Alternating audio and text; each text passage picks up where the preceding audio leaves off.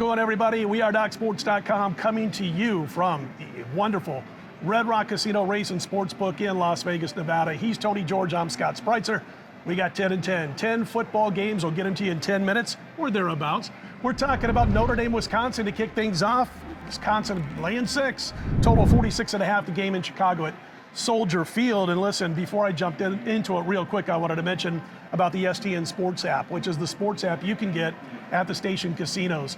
Check out the interview with Chuck Esposito. He talks all about the $500 bonus that comes along with the STN Sports app. You can sign up if you're in the state of Nevada or if you're visiting in the state of Nevada. Let's get to it, Tony. I don't know, the Irish haven't looked overly impressive, and Wisconsin gave one away against Penn State, 29-12. First down advantage in that loss to the Nittany Lions. Going to be fun with Jack Cohen, the former Badger, leading Notre Dame at quarterback in this one. Yeah, you know, when I first saw this, I was ready to drink the Kool-Aid. I go, you're giving me 6.5, you know, Notre Dame here, you know, this game on a neutral site.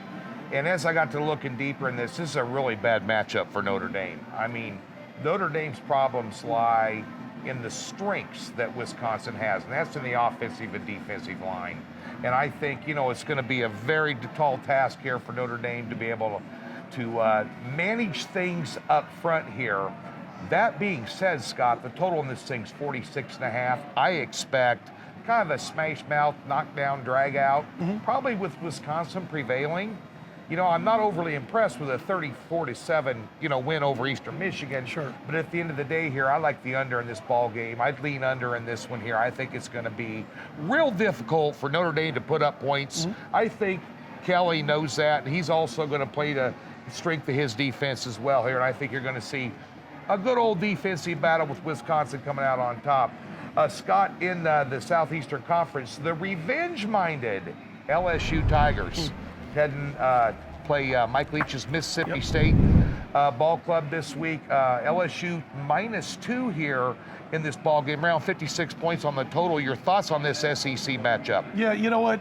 Don't be angry with me, Stark Vegas, okay? From Las Vegas to Stark Vegas, I'm just going to tell you right now, I'm not a big Mike Leach fan, and I've got a record on radio, video, everything else you can imagine for years now, okay? He's going to get you likely around 8 wins a year. He's going to pull that one upset every single year that gets his name talked about, that gets his name mentioned for new jobs when the time comes and he wears out his welcome. But I'm not a big Leach fan. Having said that, I like this spot plus a couple of points here over LSU. I don't think either team is going to be able to run the football real well. And I've liked the way Max Johnson's played for the most part, but Miss State's the side for me here. I think they do pull that upset. This is that one game where Leach gets the troops ready to go and they impress.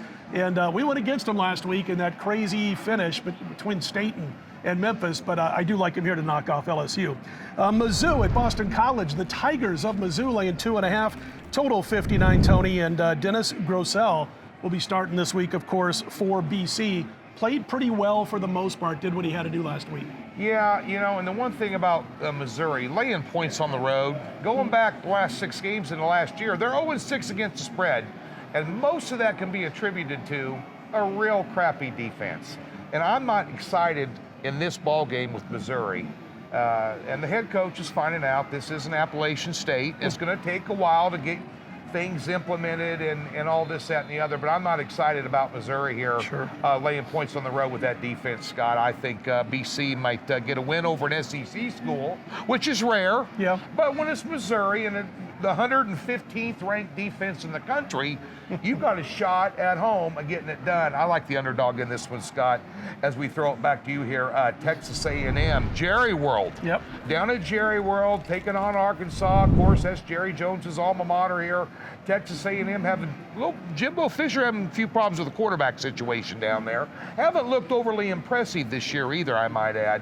And of course, they're on the neutral site. 5.5 is the spread here with the Aggies, and the total 47.5. Yeah, I tell you what, if Arkansas could get the kind of pressure on Zach Calzada that they got on Hudson Card for Texas, basically forcing the Longhorns to take Hudson Card out of the game in that big win over the Longhorns, then it's a situation where they can find a way to pull the upset over A&M. I'm not so sure they're going to get it done here, though, because that Aggie offensive line and Calzada a little bit better than what Texas is working with right now as they kind of rebuild to get from a decent program back to what they hope to be an elite level program before they get back into the SEC where the going gets a little tougher. Exactly. So listen, I look at this and I'm thinking the offense can be deliberate for A&M in this game. This is going to be, to me, nowhere near what we saw the last time these two teams hooked up when there were 73 points put on the board. You could tell just by the total they got at the station casinos and everywhere else of 47.5 that we're expecting a little bit more of a deliberate football game. And that's what I'm looking at here. You'll remember A&M was up in that game 42-17. They gave up 2 touchdowns in the final quarter to put up a 42-31 win and 73 points. Not this time. I think you're going to see a game that lands on the low 40s. I like the under here, Mr. George. West Virginia at Oklahoma. I'm just going to say it real quick. Our Huskers impressed in the loss. Best game Scott Frost has ever coached. Yes! Came in a loss. Sometimes you gain more from a loss than you do a win. But Tony, what I learned from that game is that, listen, Nebraska got no pressure basically on Spencer Rattler. Right. Yet that offense was nothing to brag about for the Sooners, and they haven't been so far. And they better get it together here against West Virginia. I think they will. The defense for OU is obviously outstanding, extremely quick. I like them here laying the points against West Virginia. I think off of last week's close call where they didn't play their best game, Tony, I think it's a situation where Lincoln Riley gets this offense going this week. Yeah, I do too. You know, West Virginia, 27-21 win last week was a little bit impressive, you know, because they were the underdog there. They got it done.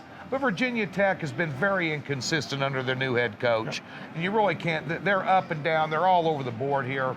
But Oklahoma, a very good football team. I think Nebraska may be a little bit underrated too. Although, you know, they played some weak sisters this year, but they really rose to the occasion there. And I was a little bit surprised how Nebraska manhandled them up front. Literally on both sides of the ball for most of the game and didn't let Rattler get off as like he usually does. Matter of fact, Martinez had more passing yards, which is shocking, I might add. But to our delight. One of his best games I've ever seen a kid play. To our delight. But here, I think this might be, well, I'm just going to say blowout central. I think they get it together this week. We haven't seen the best of Oklahoma yet. This could be it this week. Interesting, the last 6 times these teams have played, all went over.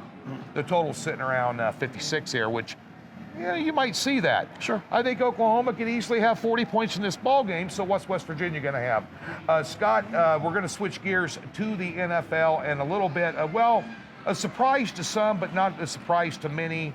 Inside the ropes, like you and me, Carolina took care of business against the Saints. And, of course, to nobody's surprise, New England beat the Jets. Okay, so this is an interesting game here. Saints +3 on the road at the Patriots here. Total around 41.5. Yeah, it's funny when you're trying to handicap the New Orleans Saints. You know, I thought the Week 1 blowout win against Green Bay said more about where the Packers were between the years than it did about how good or how bad New Orleans is going to be throughout the course of the season. And then last week, you know, they got manhandled in the trenches by Carolina. And again, I'm not sure if that points to how low New Orleans can get when things aren't going right or how good Matt Rule has that Carolina Panthers team playing. In this particular game, it's tough to back a Saints team when you're talking about the fact that Jameis Winston can be goaded into turnovers, as we all know. And we saw, of course, what Bill Belichick did last week when he went up against a young rookie quarterback and goaded Wilson into 4 picks. He can do the same thing with Jameis Winston. So, Tony, a lean for me on the Patriots in that one. Bengals and Steelers. Big Ben a little bit banged up, Tony. Steelers laying 3. It's come down a half a point at the stations. Total is 43.5. That Steelers offense, man, they haven't looked too hot the first 2 weeks of the season. Yeah, well, last week I gave you a 2-word pick in the Kansas City-Baltimore game when I said over 53.5. I'm giving you a 2-word pick in this one, and that's going to be under 44.5 here. I don't see a lot of scoring in this game. I'm not convinced. Well, Pittsburgh's not scoring because their offensive line's like Swiss cheese, got holes all over the place. And the Bengals, you know, they struggled against Chicago's defense last week, and they're going to struggle against Pittsburgh's defense. I see this, the old Rust Belt game kind of, so to speak. I like the under in this one here. I just really shocked at how bad the offensive line is for the Pittsburgh Steelers right now. Scott, we are going to switch gears and go to my team. The Kansas City Chiefs at home against the Chargers. Big number here. This number surprised me. Correct me if I'm wrong, but -6.5, total 55 there. It's a 1 o'clock game for the Chargers, so 10 their time.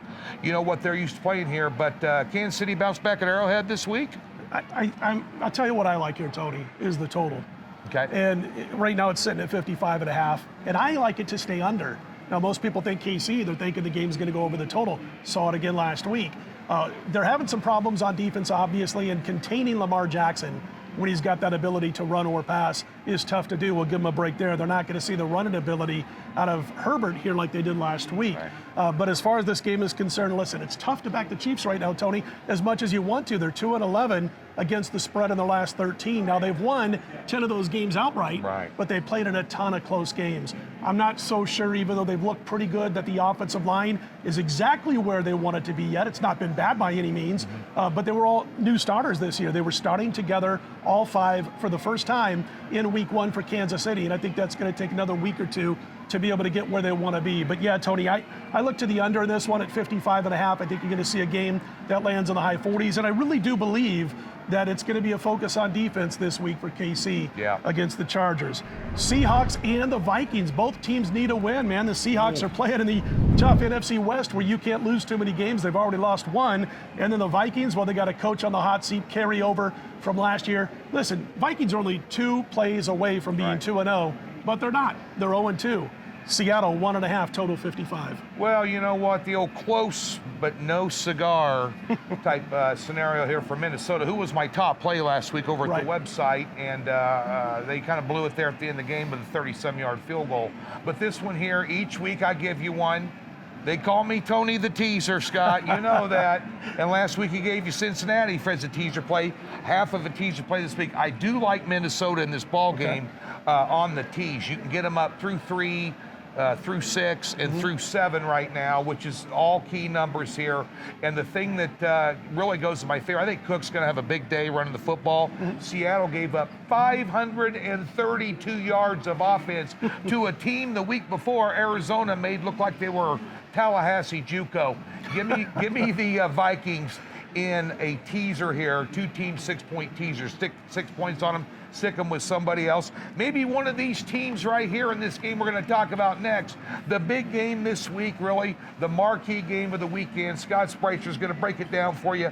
Tampa Bay, Tom Brady looking like he's 25 years old, just defies anything known to mankind.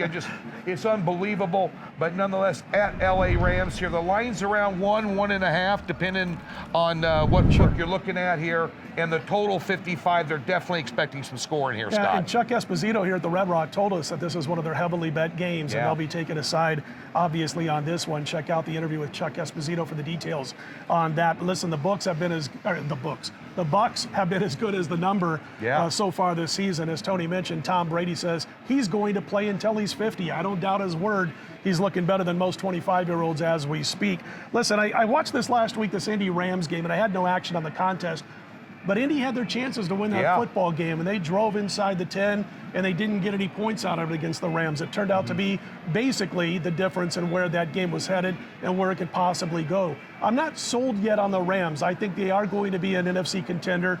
I'm not breaking any news there, but I still am not sure that this is a football team that's going to be able to slow this Tampa Bay offense. Not just Brady. The weaponry is unbelievable. And you can talk about Gronk, the wideouts, the whole thing. Plus, you got a Rams defense that is not at full health this week, so that's going to be to their detriment potentially also. I'm going to go with Tampa Bay this week, Tony. I think they get the job done. You think the weapons that Brady has is equal to or better than the weapons that Mahomes has right now when you're talking about Kelsey and Hill? You flip the switch on both of them. I think both of them are 2 of the most talented offenses in the league. Yeah, I mean, if you ask me, halfway through last year, I'm taking Kelsey. But right now, look at what Gronk did on Monday night. I mean, or the other night. It's a situation where he's got guys he can dump off to. He's got solid running backs. He's got fantastic receivers who don't just get beyond the secondary, but they do it on a consistent manner. I mean, I saw one pass last week where Brady had, in the first quarter, 2 wide open receivers way downfield beyond the secondary. He hit one. He made a rare bad pass on another and overthrew a receiver, or it could have been lights out before the game basically even started. So, I just think it's a situation, boy. You look at that KC offense, the only difference, I think, between them and Tampa Bay is the fact that Mahomes, you got to be careful, put a little too much pressure, and he can roll out and throw on the run, on the dead, flat, fast run. Where Brady is still more of a drop-back guy, obviously. And by the way, I got Gronkowski at the 9th round of my fantasy draft. So hello. Steal. Good stuff. Hey, check out all of our work over at DocSports.com. Check out the beautiful Red Rock Racing Sportsbook here and all the station casinos. The STN app, of course, with that $500 sign-up bonus. You can check out that Chuck Esposito video for that or interview. And listen, let's put them in the win column this week, Tony. Let's do it. It's 10-10 for week 3 in the NFL. Best of luck, everybody.